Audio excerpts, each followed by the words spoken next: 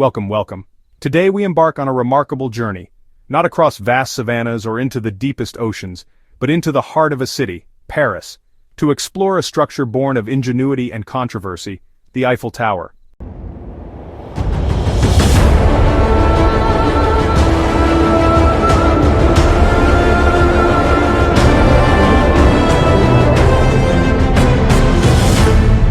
It stands as a sentinel, a testament to a bygone era of industrial ambition, yet its story is far more intricate than its familiar silhouette might suggest. For many it is simply there, a landmark as constant as the river Seine that flows at its feet. But its early life was fraught with challenge, its very existence a matter of fierce debate. Today we shall peel back the layers of time, much like an archaeologist carefully unearths a forgotten relic, to uncover the secrets, the battles, and the extraordinary transformations of this iconic structure. We will delve into the minds of those who conceived it, those who vehemently opposed it, and those who, through circumstance or design, became inextricably linked to its destiny. This is not merely a story of iron and rivets, it is a human drama, a narrative of artistic vision clashing with public opinion, of scientific endeavor reaching for the skies, and of resilience in the face of adversity. So prepare yourselves to see this familiar giant in an entirely new light. We will ascend its latticed heights not just physically but historically, to understand how a tower, once decried, became one of the most beloved and recognized symbols on our planet. Stay with us as we uncover facets of the Eiffel Tower that have long remained in the shadows, waiting for their moment to be illuminated.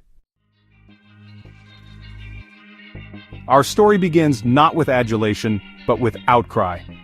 Imagine Paris in the late 19th century, a city priding itself on its architectural elegance, its artistic heritage, its Haussmannian boulevards that spoke of order and refined taste. Into this meticulously crafted urban landscape, a new proposal emerged, a structure of such unprecedented scale and material iron, the very sinew of the industrial age, that it sent shockwaves through the artistic and literary elite. This was to be the centerpiece of the 1889 Exposition Universelle, a world's fair designed to showcase French technological prowess. Gustave Eiffel, an engineer already renowned for his masterful bridges and viaducts, envisioned a tower that would pierce the Parisian sky, 1,000 feet high. But to many of the city's esteemed cultural guardians, this was not progress. It was an affront. They saw not a marvel of engineering, but, in their own impassioned words, a tragic lamppost, a gigantic black smokestack, whose shadow would fall like a blot of ink upon the cherished city. The very idea of this colossal metallic skeleton dominating their skyline was, to them, an aesthetic sacrilege of the highest order. The opposition was not a muted grumble. It was a vociferous, organized revolt. A committee was formed, its members a veritable who's who of the French arts and letters. Luminaries such as Guy de Maupassant, the celebrated short story writer Charles Gounod, the composer of Faust, and Alexandre Dumas Fils, son of the famed novelist, lent their prestigious names to a petition, a furious manifesto against Eiffel's creation. They articulated a collective dread, a fear that this useless and monstrous tower would irrevocably disfigure their beloved Paris. This document, which became known as the Artists' Protest, was published in the newspaper Le Temps in February 1887, just as the foundations of the tower were being laid. It was a desperate, last-ditch attempt to halt what they perceived as an impending catastrophe. The letter, signed by some 300 individuals, painters, sculptors, writers, architects, dripped with contempt and artistic indignation. They pleaded with Monsieur Alphonse, the Minister of Works and Commissioner General for the Exposition, to reconsider this odious column of bolted metal. Their language was vivid, almost visceral. They painted a picture of a dizzily ridiculous tower dominating Paris like a gigantic black smokestack, crushing under its barbaric bulk Notre Dame, the Tour Saint-Jacques, the Louvre, the Dome of les Invalides, the Arc de Triomphe. All the city's revered monuments, they argued, would be humiliated by this dream of a madman, this vertiginously ridiculous structure. The protest was a testament to the profound emotional connection these intellectuals felt towards their city's architectural harmony. They questioned not only its aesthetic merit, but also its very purpose, labeling it a mercantile manifestation, a vulgar display of engineering hubris. For them, Paris was a city of stone, of history, of subtle beauty.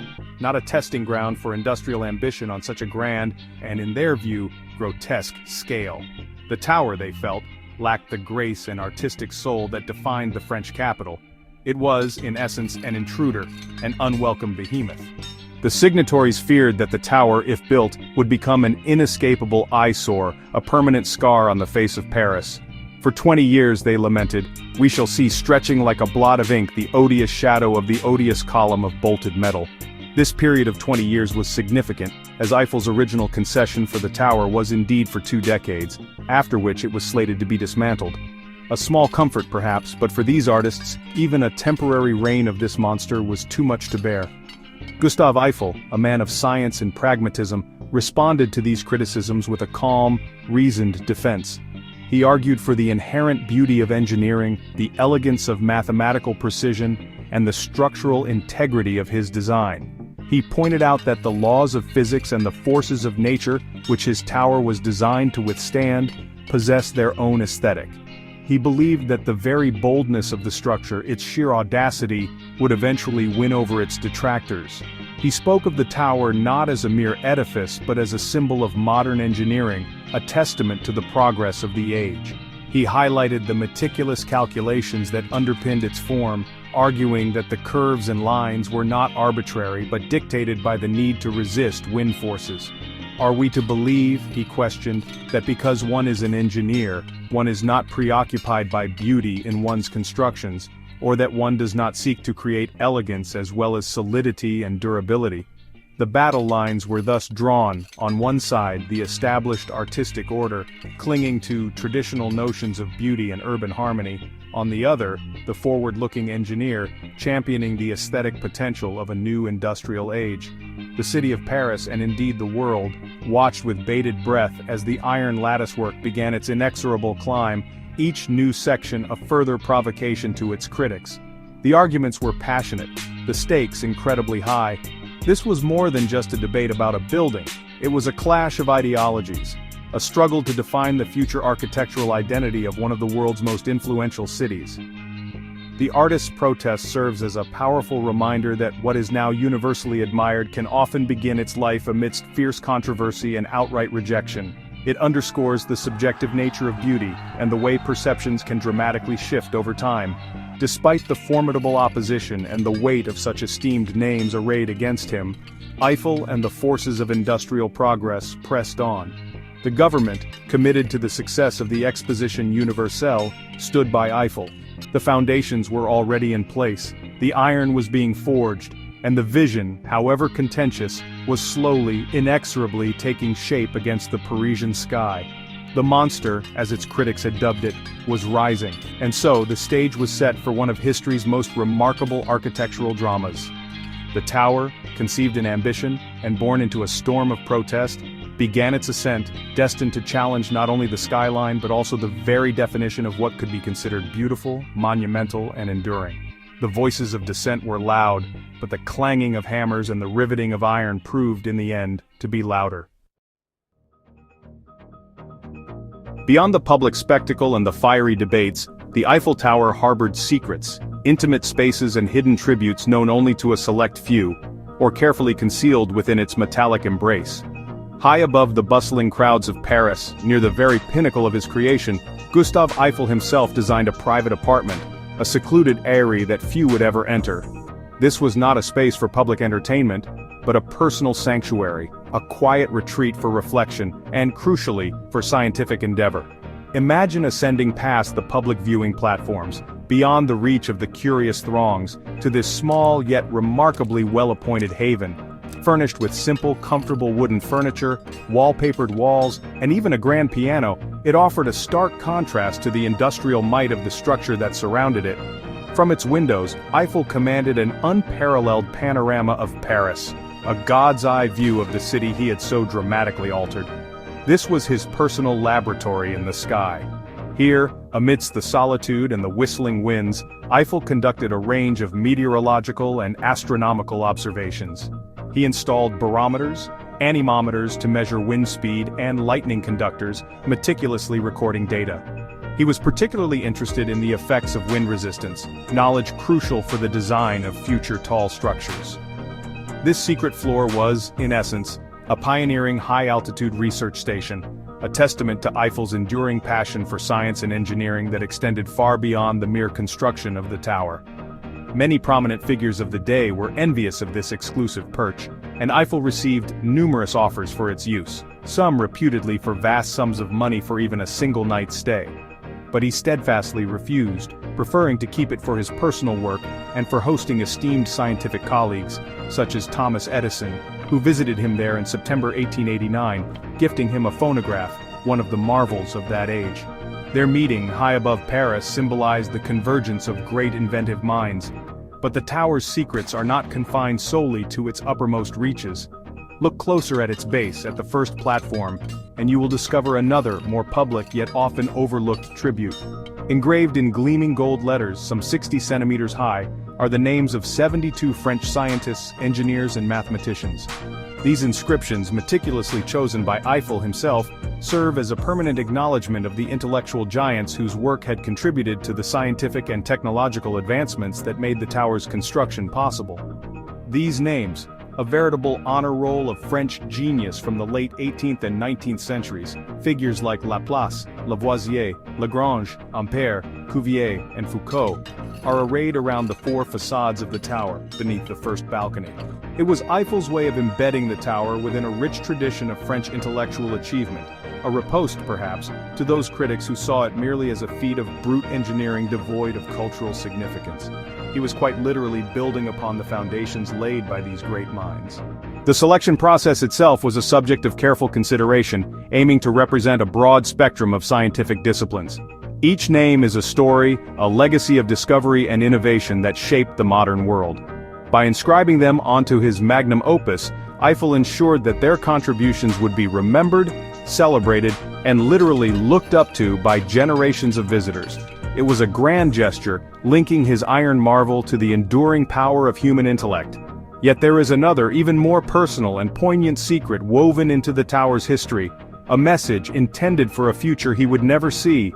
Hidden within the archives, or perhaps within the very structure itself, legend speaks of a letter, or a series of texts, penned by Gustave Eiffel in 1889. These were not for his contemporaries, nor for the immediate public, but were addressed to his grandchildren, specifically those who would be living in the 21st century. These texts, if they indeed exist in the form rumored, are said to contain his reflections, his hopes for the future, and perhaps his own perspectives on the monumental work he had undertaken.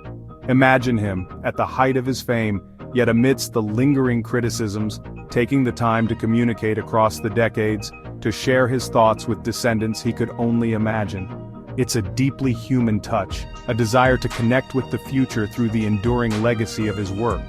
The precise contents and current whereabouts of these letters to the future remain somewhat shrouded in familial privacy or historical mystery, adding another layer of intrigue to the Eiffel Tower's narrative.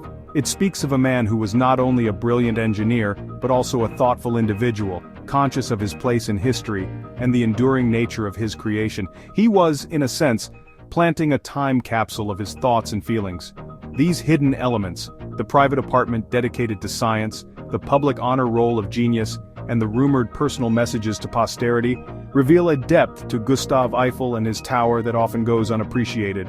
They show a man driven by more than just ambition or profit, a man deeply invested in science, legacy, and the enduring spirit of human achievement.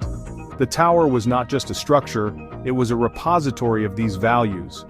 The apartment, for instance, was more than just a room with a view, it was a statement. By dedicating this prime location to scientific research rather than commercial exploitation, Eiffel underscored the tower's potential as a tool for discovery. It was a bold claim that this iron giant could serve humanity in ways beyond mere spectacle, contributing to our understanding of the world around us, or rather, above us. And the names, those golden inscriptions, they act as silent teachers, reminding visitors of the collaborative nature of progress. The tower did not spring fully formed from Eiffel's mind alone. It was the culmination of centuries of scientific inquiry. Each name represents a thread in the vast tapestry of knowledge that enabled such an audacious feat of engineering to be realized in the heart of Paris. These are the unsung foundations of the tower's success. Chapter 3. The Battles It Withstood, Trials by Fire, War, and Audacity.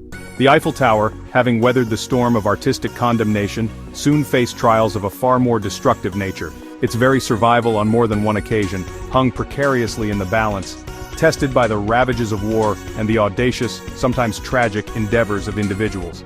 Its resilience is as much a part of its story as its controversial birth. The first great test arrived with the outbreak of World War I in 1914. As German forces advanced towards Paris, the city braced for conflict. The tower, initially conceived as a symbol of peace and industrial progress for the 1889 World's Fair, found itself repurposed for the grim necessities of modern warfare. Its height, once a point of aesthetic contention, now became its greatest strategic asset. The French military quickly recognized its potential. The tower was transformed into a crucial communications hub. A wireless telegraphy station, which had been installed some years earlier, was significantly upgraded. From its lofty perch, radio signals could be transmitted and intercepted over vast distances, providing invaluable intelligence and coordinating troop movements. It became, in effect, the ears and voice of the French army. Indeed, one of the tower's most significant contributions during the Great War was its role in the First Battle of the Marne in September 1914. French radio operators stationed in the tower intercepted German communications that revealed weaknesses in their lines and impending troop movements. This vital intelligence allowed the French and British forces to regroup and launch a counterattack, ultimately halting the German advance and saving Paris. The monster was now a savior. The tower was also used to jam German radio signals, disrupting their communications and sowing confusion. Its strategic importance was undeniable, but this also made it a prime target. There were fears that it could be shelled or bombed by German artillery or aircraft. The city lived under constant threat, and its iron sentinel stood exposed, a defiant landmark in a nation at war. Miraculously, it survived the conflict largely unscathed, its girders a testament to its robust construction. 2 decades later, an even greater peril emerged with the rise of Nazi Germany and the outbreak of World War II. In June 1940, Paris fell to German occupation. Adolf Hitler, the Nazi dictator, visited the conquered city shortly thereafter. He famously posed for photographs with the Eiffel Tower in the background, a potent symbol of his triumph over France. Yet this symbol of French identity was also a source of irritation for the occupiers. As the tide of war began to turn against Germany and the Allied liberation of Paris became imminent in August 1944, Hitler issued a chilling order to his military governor in Paris, General Dietrich von Choltitz. The command was unequivocal: Paris was not to fall into Allied hands intact.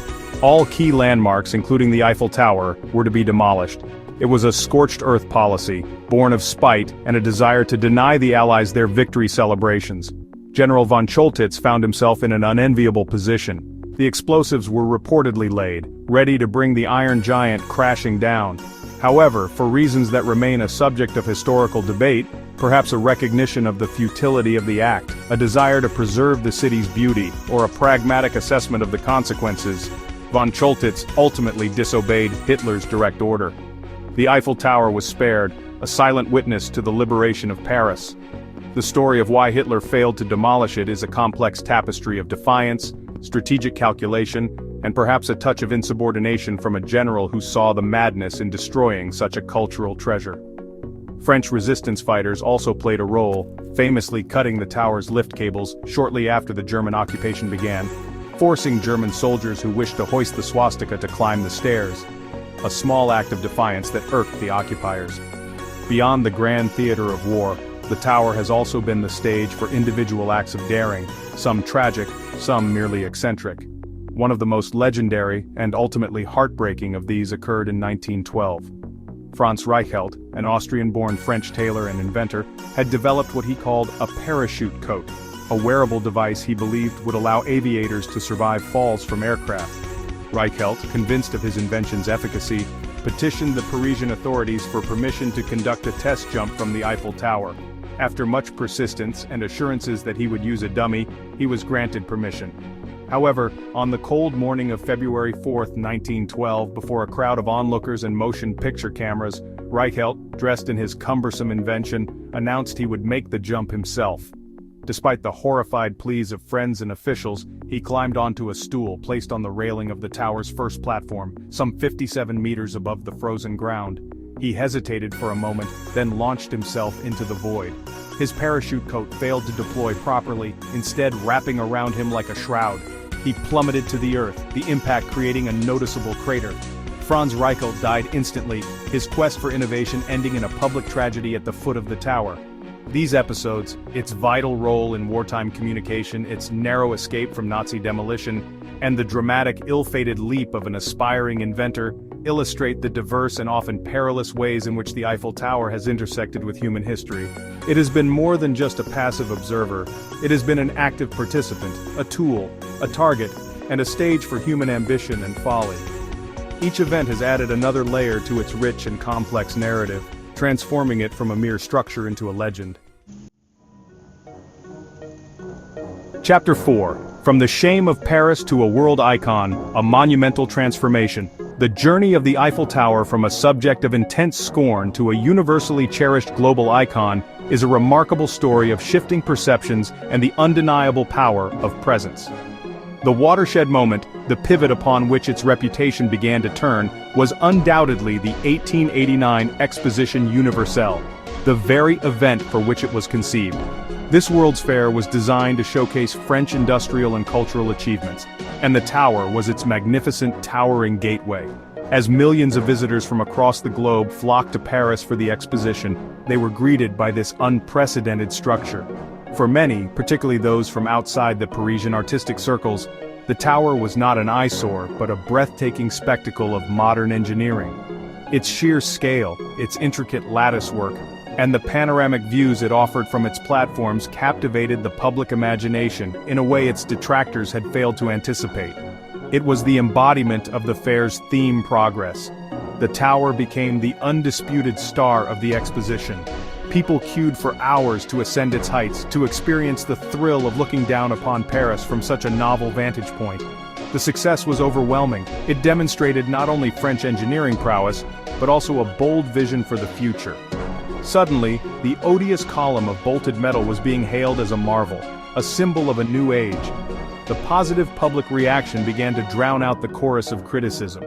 This transformation was not merely about public fancy, it was also about the tower proving its utility and its unique appeal. The scientific experiments conducted by Eiffel, its role in early radio transmissions, and simply its undeniable presence as a focal point for the city began to alter perspectives. It was no longer just a temporary fair attraction, it was becoming a fixture, a part of the Parisian identity, albeit a new and initially challenging part. One of the most intriguing anecdotes that illustrates the complex relationship even its critics had with the tower involves the writer Guy de Maupassant. As we recall, Maupassant was one of the most vocal and articulate opponents of Eiffel's creation, a signatory of the artist's protest. He reportedly detested the tower, finding its metallic form an unbearable intrusion on the Parisian landscape he so loved. Yet, paradoxically, Guy de Maupassant was known to eat his lunch almost every day in the restaurant on the first platform of the Eiffel Tower. When asked why he would choose to dine in the very structure he so publicly loathed, his reputed response was wonderfully ironic. "It's the only place in Paris," he is said to have quipped, "where I don't have to see it." This apocryphal tale, whether entirely true or not, perfectly encapsulates the grudging acceptance or perhaps the inescapable presence that the tower began to command. Even for its staunchest critics, the tower was becoming an unavoidable and perhaps in a strange way, integral part of Paris. Maupassant's daily pilgrimage, if true, suggests a fascinating psychological interplay, an attempt to reclaim a small piece of his beloved city by situating himself within the belly of the beast he could not otherwise escape. It speaks volumes about the tower's pervasive impact on the Parisian consciousness. Over the ensuing decades, as the initial shock wore off and a new generation grew up with the tower as a familiar landmark, its status continued to evolve. The initial 20-year concession, after which it was due to be dismantled, came and went. By then, its value as a radio transmission tower, particularly demonstrated during World War I, had made it indispensable. Its survival was no longer in question. Its iconic status was beginning to solidify. The tower's image started to appear in paintings, photographs, films, and literature, not as a symbol of ugliness, but as shorthand for Paris itself, a symbol of romance, modernity, and adventure. Artists who had once reviled it or their successors began to find inspiration in its geometric lines and its commanding presence. It was slowly but surely woven into the cultural fabric of the city, and by extension the world. Its silhouette became instantly recognizable globally, a visual ambassador for France. It represented not just industrial might but also a certain joie de vivre, an aspirational destination. The shame of Paris, as some had initially branded it, had improbably yet definitively transformed into one of the most potent and beloved symbols on the planet. It had transcended its origins as a mere exhibition piece. This journey from rejection to reverence highlights the dynamic nature of cultural taste and the way in which time can alter our perception of art and architecture. What is considered radical or even offensive in one era can become cherished and iconic in another. The Eiffel Tower stands as a colossal monument to this very phenomenon, a testament to the idea that true innovation often requires a period of adjustment before its value is fully appreciated. Today, it is difficult to imagine Paris without the Eiffel Tower. It is more than just iron and steel. It is imbued with the memories of millions, a backdrop for countless personal moments, a beacon of light and hope. It has witnessed history unfold beneath its gaze for over a century, standing tall through storms, wars, and changing fashions, its enduring presence a source of comfort and wonder. The initial fears of the artistic elite that it would crush the city's other monuments proved unfounded. Instead, it has become a harmonious, if distinct, part of the Parisian skyline, a reference point that complements, rather than detracts from, the historic beauty surrounding it. Its transformation is complete, a journey from a monstrous intruder to a dearly loved global emblem. And so our exploration of the Eiffel Tower's remarkable history draws to a close. From its tumultuous birth opposed by the intellectual heart of Paris, to its current status as a beloved global icon, its journey has been anything but straightforward. We've seen it as a secret haven for scientific discovery, a critical asset in times of war, and a stage for human drama, both triumphant and tragic. It stands as a powerful testament to the enduring nature of bold vision, and the often unpredictable path by which a creation finds its place in the world. The story of the Eiffel Tower is a compelling reminder that what is initially rejected can, with time and proven worth, become not only accepted but cherished. Its iron latticework, once deemed a barbaric bulk, now symbolizes elegance, innovation, and the enduring spirit of Paris itself. It has watched over the city for more than a century, a silent witness to history, a beacon of light, and an inspiration to millions. We hope this journey has illuminated some of the lesser-known facets of this extraordinary structure. Thank you for joining us on this fascinating delve into the life of one of the world's most recognizable landmarks. If you've enjoyed uncovering these stories, please do show your appreciation by liking this video, sharing your thoughts in the comments below, and subscribing to our channel for more explorations of the wonders our world has to offer. There are countless other tales waiting to be told, and we look forward to sharing them with you. Until next time, farewell.